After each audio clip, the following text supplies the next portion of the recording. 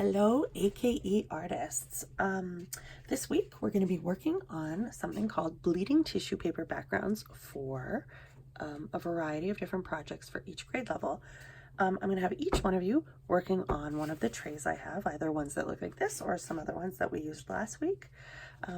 We're also going to be using watercolor paper. This page is mine. I have it cut a bit of a different size than yours because I just didn't want to waste paper. So we also need a paintbrush and some water, and you guys are just going to be using the little dog dish water trays that I have. And I have gone ahead and cut up a bunch of different colors of tissue paper.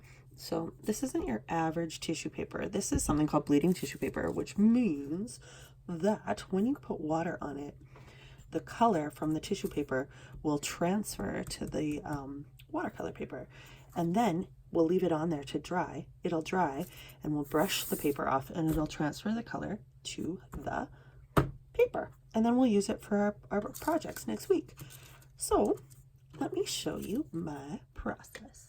Okay, so the first step is to choose my colors. I think I'm going to go with some yellows and maybe some teal. Maybe I'll do some of this darker red and I'll mix it in with some light pink just to show you a variety of different colors.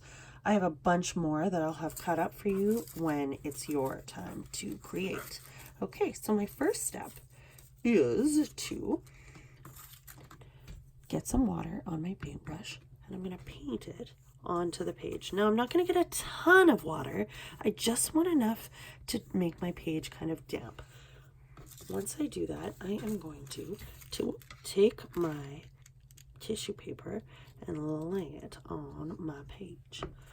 Then I'm going to take some water and I'm going to brush it over top. Again, not too much. Ooh, can you see my color starting to bleed onto my paper? It looks like watercolor paint, which is kind of a cool little magic trick. Then I'm going to go in, I'm going to dip my water. Again, I'm going to paint it on my paper. I don't want too much. Ooh, I've got some pink on there, but that's okay. Then I'm going to put my blue, kind of tealy color down. And I'm not going to do square by square by square in lines. If you want to do that, you absolutely can, if that's the way you want your background to look. But I'm going to just layer mine. Ooh, my blue's already come in. I'm just going to layer mine all over the page like so. Let's see how that looks. Oh, I love it. Then I'm going to take my paintbrush, go over it again, just to make sure it's wet, but not too wet. I don't want a hole in my paper because it's so wet. Then I'm going to pick a new color, maybe this lighter pink, and I'm going to lay it over top. I want to try to cover as much of the paper as I can. Ooh, look at that. The blue is already starting to bleed into the pink. I think it's so pretty.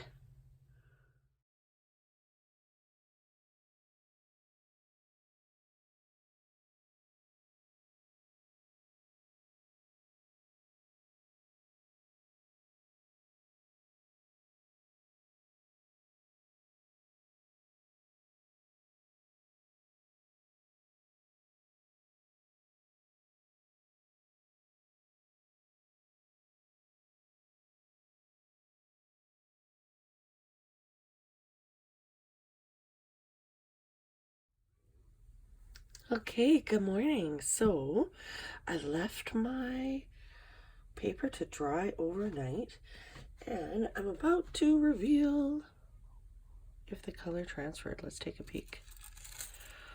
Ooh.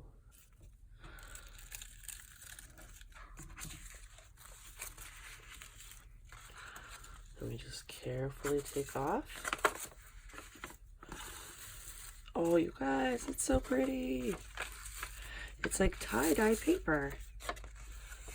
Isn't that cool?